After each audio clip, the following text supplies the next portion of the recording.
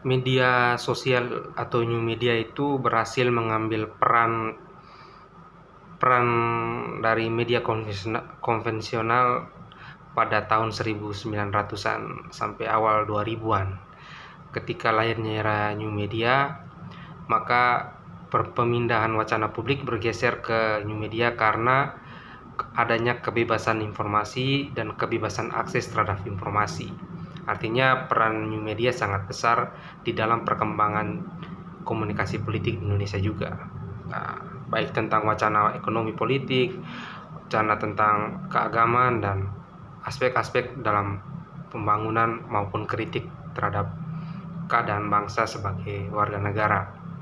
Penggunaan new media sebagai ruang publik menjadi sangat masif disebabkan oleh konsep demokrasi yang kita anut sebagai di dalam masyarakat, di dalam negara, di mana demokratisasi dan new media memberi kesempatan seluas-luasnya bagi masyarakat untuk menjadi penyedia informasi dan diam-diam datang sebagai penguasa medium yang baru.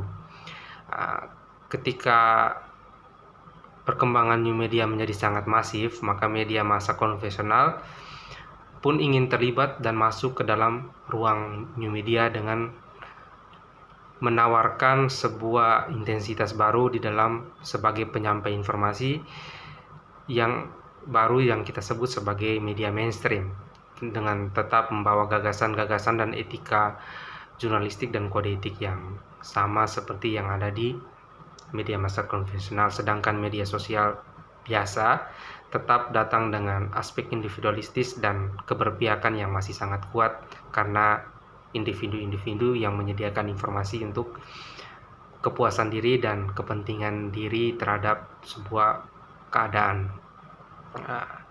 Kita melihat wacana ini berkembang dan kita melihat adanya banyak aspek, mulai dari politik citra yang ditawarkan oleh para pelaku politik praktis dan praksisme dari aktivis-aktivis media sosial yang akhirnya lebih menggaungkan masalah-masalah bangsa, kritik-kritik sosial melalui new media, dan itu terlihat sebagai sesuatu yang fenomenal pada awalnya, dan pada akhirnya itu terlihat sebagai suatu gagasan yang memang harus dilakukan untuk mempercepat atau membantu proses keadilan dari suatu suasana ketidakadilan atau kritik sosial sebagai pembatalan atas segala sesuatu yang kebijakan yang tidak berpihak kepada rakyat.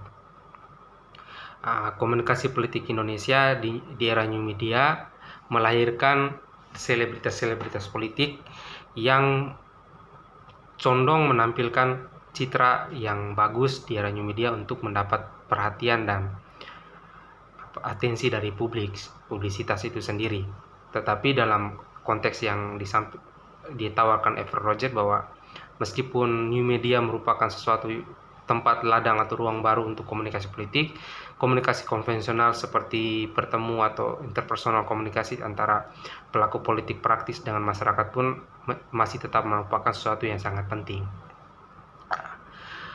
Peran new media atau media sosial atau media massa mainstream itu sendiri kan pada akhirnya dikontraskan dengan eksistensi hoaks yang tetap berkembang di dalam ruang penyampaian pesan ini.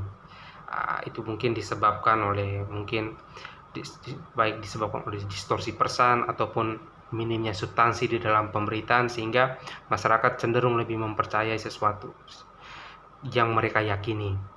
Itu merupakan sesuatu yang sah-sah saja di dalam uses and gratification theory, karena masyarakat lebih memilih siapa yang ingin mereka dengar pesan politiknya. Maka di situ ada banyak sekali plafon-plafon yang muncul dengan intensitas atau keberpihakan yang sangat tinggi terhadap kontestasi politik tertentu. Namun itu merupakan sesuatu yang sah-sah saja selama masyarakat Indonesia bertindak sebagai masyarakat madani yang aware atau sadar akan belenggu kapitalisme yang diam-diam mengambil kesempatan di dalam new media untuk tetap melakukan hegemoninya. Sebenarnya itu merupakan sesuatu yang sah-sah saja karena demokratisasi dan konteks demokrasi memang menawarkan sebuah keadaan di mana akan selalu ada pertentangan antara masyarakat madani dan kapitalisme untuk mencapai suatu keseimbangan.